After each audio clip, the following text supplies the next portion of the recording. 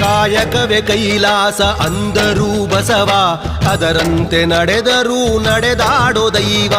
ಕಾಯಕವೇ ಕೈಲಾಸ ಅಂದರೂ ಬಸವ, ಅದರಂತೆ ನಡೆದರೂ ನಡೆದಾಡೋ ದೈವ.